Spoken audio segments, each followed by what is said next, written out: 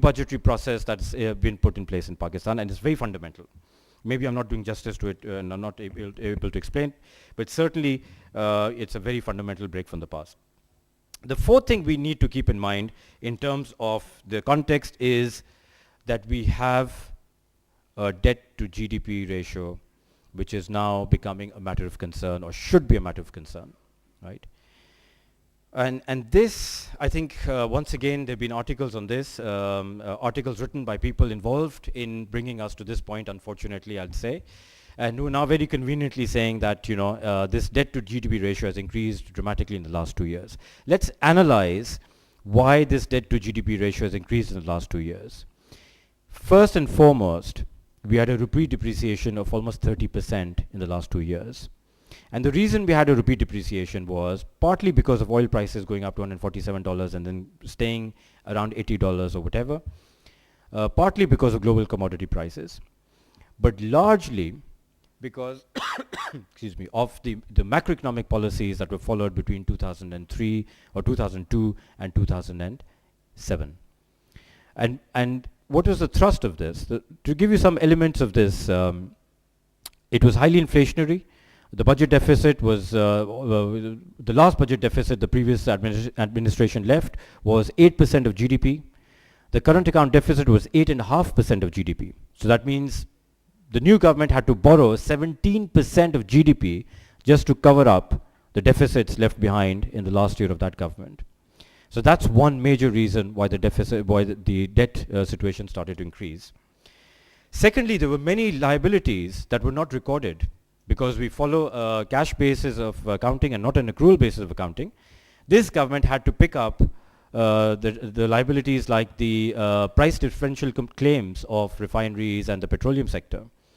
And that was a huge hit that is now being paid, partly paid and recorded in the budget, and therefore that's being recorded in the deficit and the debt. Secondly, the power sector liabilities. As I told you, the government has tried to clean up the power sector. We were left with losses of 216 billion rupees for PEPCO, which were parked on their balance sheet and not the government of Pakistan balance sheet. Therefore, they're not being recorded as debt, government of Pakistan debt. We've picked that up, cleaned the balance sheet, and now it's 216 billion rupees as automatically on one day is the debt burden of this government, which has increased because of that action of cleaning up an entity which is essentially owned by the government of Pakistan, but which is not being recorded earlier. And 86 billion rupees of losses on account of FOTA, which are picked up to clean the balance sheets of the DISCOs and PEPCO, and that has been now assumed by the government. So 330 billion rupees of power sector debt has now come onto our balance sheet, and that's the reason the debt has increased. And I only wish the people writing all this had the moral courage or the intellectual honesty to admit that this is the reason why the debt is increasing in Pakistan. And of course, there's another reason, which was the unprecedented increase in the PSDP expenditures. Despite the fact that there was no commensurate measure to increase revenues, the previous government left tax to GDP ratio of 8.9% of GDP, and there was no increase in the absorptive capacity. But despite that, we have now, as a result of that reckless increase in the PSDP in the last 2-3 years of that government, we have a throw forward of over 3 trillion rupees. And that's something that will continue to haunt the fiscal management for the next 5 or 6 years. The other elements of the context are important, and they're looking ahead. We've concluded an NFC award, as you know, and one implication of this NFC award is that over a period of 3 to 4 years, there'll be almost an increase of over 10% in the federal divisible pool that goes from the center to the provinces, over 10%. If we include the impact of the Heidel profits, you include the 1% war on terror, special transfers to NWFP, you include the reduction in federal collection charges, provinces are going to get roughly 60% of the divisible pool, and the center will move from 47% to 40% or even less. So that's something that has to be catered for in the budgetary framework.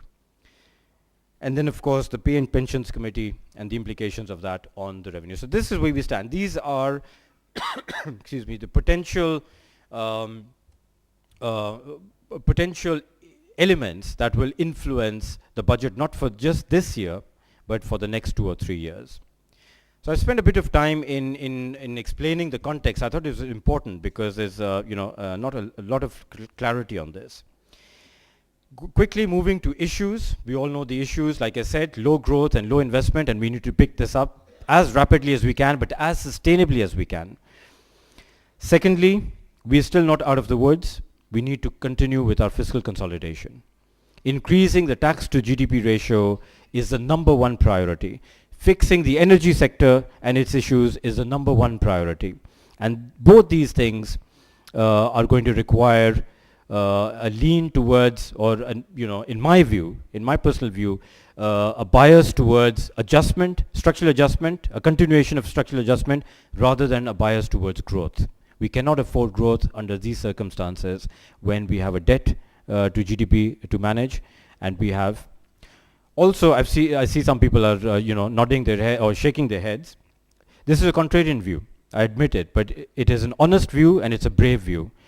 We will have to tell people the way it is. We cannot give some stories that there's some wishful thinking and we can grow at 7% and that's the end of our problems and everything.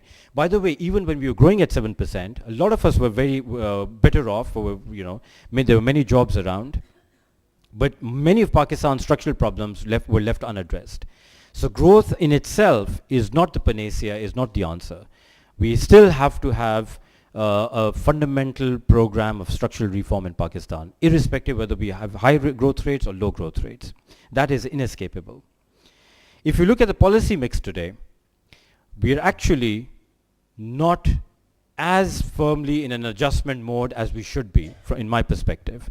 Let me justify this. We're going to hit a fiscal deficit of about 5.5% of GDP this year. When you talk about adjustment, you talk about adjustment or bringing down the deficit to about 3% or lower, 2.5 to 3%.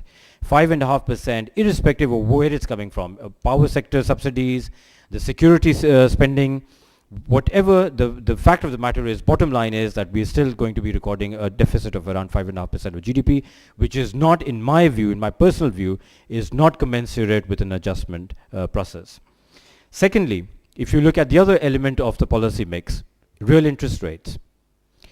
And I know this is totally a contrarian view. I'm probably the only person in Pakistan saying that we need a tighter monetary policy, an increase in interest rates, but we do. If you look at the real interest rates, and that is the metric that needs to be looked at, the right metric to look at is what is the real interest rate. The real interest rate, my friends, today, right now, as we stand in Pakistan, with CPI inflation year on year at 13%, a policy discount rate of 12.5%, we have a positive interest rate, real interest rate of 0.5%. And I'm sure there'll be lots of brickbats at me and lots of questions and that I need to answer, but I'll be more than happy to answer why it's extremely important to have higher interest rates and why it will not hurt. And I hope there are many people from the textile industry here, and I'd like to tell you why it will not hurt our industry. And let me give you a preview of what the answer I'm likely to give. And the answer is in the effective exchange rate that we pay to our exporters. Okay? I'll leave you with some suspense, and I hope somebody asks me about this, what I'm talking about and how do I back this up. But our exporters are not being hurt by higher interest rates. Our exporters are not being hurt by higher utility charges. I happened to travel to China 2 weeks ago, and I've looked at a benchmarking study that was done in 2007 by Guernsey on what the utility costs for Pakistani exporters are versus those for Chinese, for those for Indians, those for Bangladesh, those for Sri Lanka, and those for Vietnam's exporters. And mind you, despite this increase in electricity tariffs, Chinese exporters still pay over 10 cents a kilowatt hour, 10 US cents a kilowatt hour, and they still manage to export to the rest of the world because of productivity, right? And not because of subsidies. So that's a mistaken view, but I think I can talk about it later. So that's the context, and those are the issues. So the theme of the budget, and this is the last statement I'm going to make. Clearly, I don't need to say, I'm sure a lot of you have already guessed it, and there have been some vigorous people nodding their, shaking their heads and not agreeing with me. But I'm glad to take, to give my views further. The theme of the budget, therefore,